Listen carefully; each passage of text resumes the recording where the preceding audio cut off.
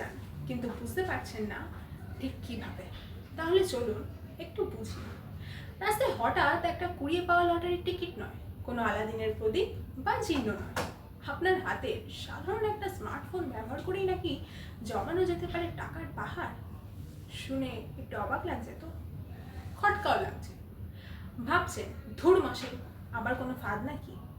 কিন্তু না, আজকের দিনে কোনো ভেলকি না দেখিয়ে, কোনো ঝুঁকিপূর্ণ শর্টকাট না নিয়ে, সেলফ প্রতি মাসে একটা ফিক্সড বিরিয়ানির বিল বা পকেট খরচের টাকা বাঁচিয়ে আপনিও ভবিষ্যতের 1 কোটি টাকার মালিক হতে পারেন।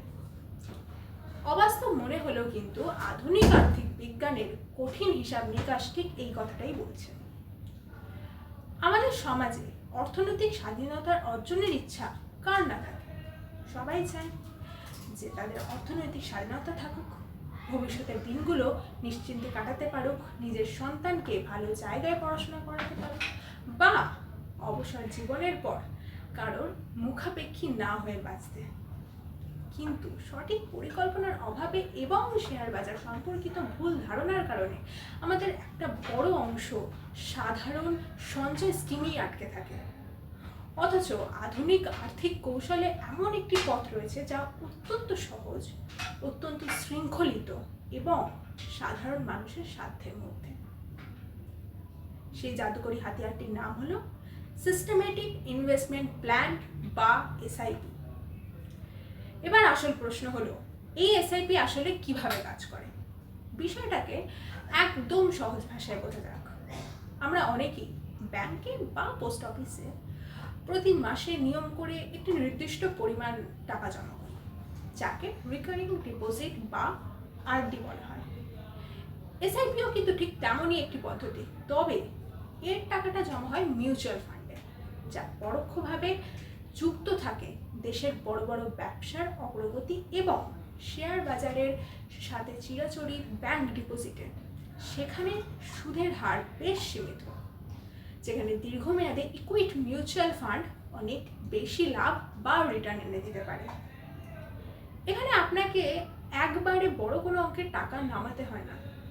প্রতি মাসের একটি নির্দিষ্ট দিনে আপনার অ্যাকাউন্ট থেকে ছোট একটি অঙ্ক, খুব ছোট, যেমন আমাদের আজকের আলোচ্য হিসাব অনুযায়ী মাত্র 7,000 টাকা আপনি বিনিয়োগ হয়ে যায়।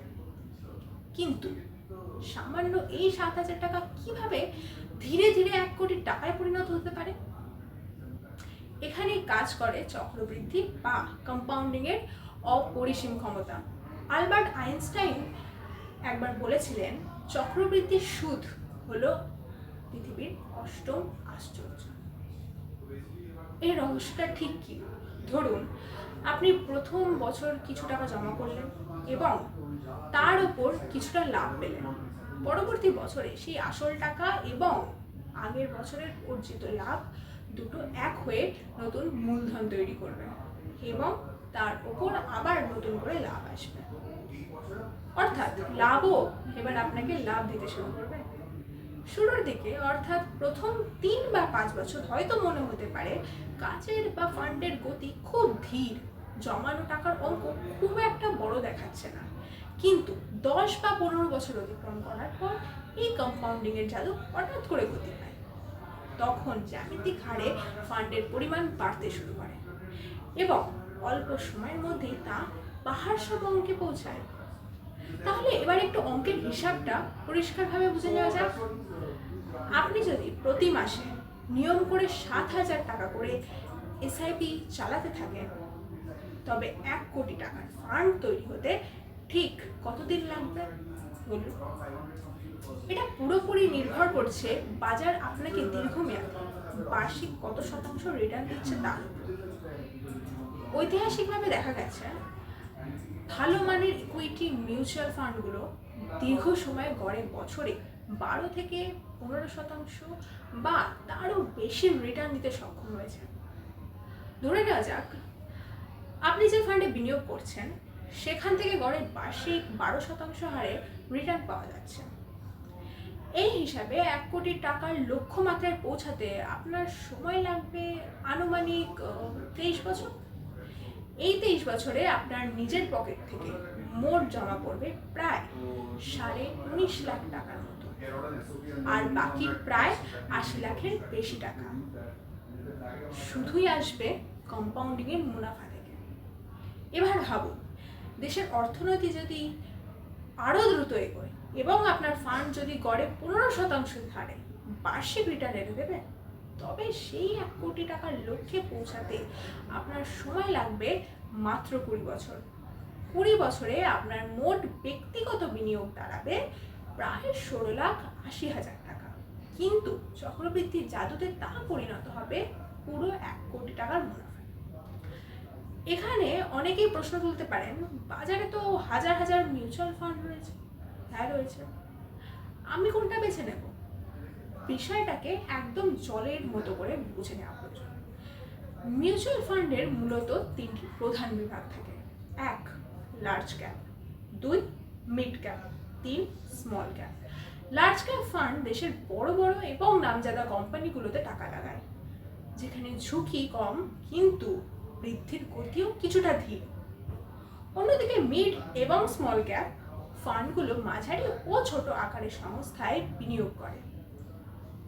দীর্ঘমেয়াদে এসব ছোট কোম্পানিগুলোর দ্রুত বড় হওয়ার সম্ভাবনা থাকে, ফলে সেখানে লাভের পরিমাণও অনেক বেশি হতে পারে। তবে মনে রাখবেন, এসব ফান্ডে স্বল্প মেয়াদে বাজারের ওঠানামা বা ঝুঁকিও কিছুটা বেশি থাকে। তাই আপনার ব্যক্তিগত বয়স, আয়ের উৎস এবং ঝুঁকি নেওয়ার ক্ষমতার কথা মাথায় রেখে ফান্ড বাছাই করতে হয়। এ বিষয়ে প্রয়োজনে একজন পেশাদার আর্থিক উপদেষ্টার পরামর্শ নেওয়া সর্বদা বুদ্ধিমানের কাজ হয়। কিন্তু হিসাব মতো সহজেই মনে হোক না কেন, বাস্তব যাত্রাপথ কি এতটাই মসৃণ? কি মনে হয়? একেবারেই না। এসআইপির মাধ্যমে সফল হওয়ার জন্য যে জিনিসটি সবচেয়ে বেশি প্রয়োজন তা হলো অসীম ধৈর্য এবং আত্মনিয়ন্ত্রণ। শেয়ার বাজার প্রতিদিন এক জায়গায় দাঁড়িয়ে থাকে না। কখনো বাজার প্রচন্ড উপরে ওঠে, আবার কখনো রাজনৈতিক বা বৈশ্বিক কারণে বাজার ধপাস করে নিচে নেমে যায়। সাধারণ বিনিয়োগকারীরা ঠিক এখানেই মস্ত বড় ভুলটি করে বসেন। বাজার যখন নিচে নেমে যায়, ভয় পেয়ে তারা নিজেদের এসআইপি বন্ধ করে দেন বা জমানো টাকা তুলে নেন। শুনতে অদ্ভুত লাগলেও বাজার যখন নিচে নামে, সেটাই কিন্তু এসআইপি বিনিয়োগকারীদের জন্য সবচেয়ে বড় সুযোগ। কারণটা খুব সহজ। এসআইপির নিয়ম হলো, যখন বাজারের সূচক নিচে থাকবে তখন আপনার একই 7,000 টাকায় ফান্ডের বেশি সংখ্যক ইউনিট কেনা সম্ভব হবে। অর্থনীতিবিদরা একে বলেন রুপি কস্ট অ্যাভারেজিং, অর্থাৎ খারাপ বাজারের সুবিধা তুলে নিয়ে আপনি বেশি ইউনিট জমিয়ে নিচ্ছেন, যা পরবর্তীতে বাজার আবার ঘুরে দাঁড়ালে এক লহমায় ফান্ডের দাম অনেক বাড়িয়ে দেয়। তাই বাজার সাময়িকভাবে পতন দেখলে ভয় না পেয়ে নিজের সিদ্ধান্তে অবিচল থাকাই হলো আসল সফলতা। যদি আপনি চান যে 23 বা 20 বছরেও অপেক্ষা করবেন না, আরো দ্রুত এই 1 কোটির লক্ষ টাকার ফান্ডে পৌঁছাবেন, তবে তার জন্য একটি আধুনিক কৌশল রয়েছে। একে বলা হয় স্টেপ আপ এসআইপি। নিয়মটি খুবই সহজ। সাধারণত প্রতি বছর আমাদের চাকরির বা ব্যবসায়িক আয় কিছুটা হলেও বৃদ্ধি পায়। সেই বৃদ্ধির সঙ্গে সামঞ্জস্য রেখে আপনি যদি আপনার মাসিক এসআইপির অঙ্ক প্রতি বছর মাত্র 10% করে বাড়িয়ে দেন, অর্থাৎ প্রথম বছর প্রতি মাসে 7,000, দ্বিতীয় বছর 7,700, তৃতীয় বছর 8,470 টাকা, তবে জমানো ফান্ডের গতি দ্বিগুণ হয়ে যাবে। এই সামান্য স্টেপ আপ পদ্ধতির মাধ্যমে আপনি মাত্র 15 থেকে 16 বছরের মধ্যেই 1 কোটি টাকার লক্ষ্য পূরণ করতে পারবেন। শুধু তাই নয়, এই কৌশল মুদ্রাস্ফীতি অর্থাৎ বাজারে জিনিসপত্রের দাম বাড়ার হারকেও খুব সহজে টেক্কা দিতে সাহায্য করে।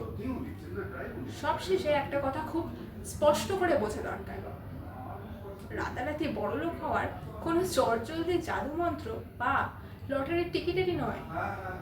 এর পেছনে রয়েছে দীর্ঘমেয়াদী দৃষ্টি ও আর্থিক শৃঙ্খলা। প্রতিদিনের দৈনন্দিন খরচ সামলে প্রতি মাসে নির্দিষ্ট একটা টাকা আলাদা করে সরিয়ে রাখা শুরু হয়তো একটু কঠিন মনে হতে পারে, কিন্তু আজকের দিন এই ছোট ছোট আত্মত্যাগই কিন্তু আগামী দিনে আপনাকে এনে দিতে পারে আর্থিক স্বাধীনতা। নিজের অবসর জীবনকে আনন্দময় করতে, সন্তানদের উচ্চশিক্ষার পথ সুগম করতে বা জীবনের যে কোনো বড় স্বপ্ন পূরণ করতে আজই সুপরিকল্পিত আর্থিক যাত্রা শুরু করা অত্যন্ত প্রয়োজন। সময় কারোর জন্য অপেক্ষা করে না, আর মিউচুয়াল ফান্ডে বিনিয়োগের ক্ষেত্রে সময়ের চেয়ে বড় অনুঘটক আর কিছুই নেই।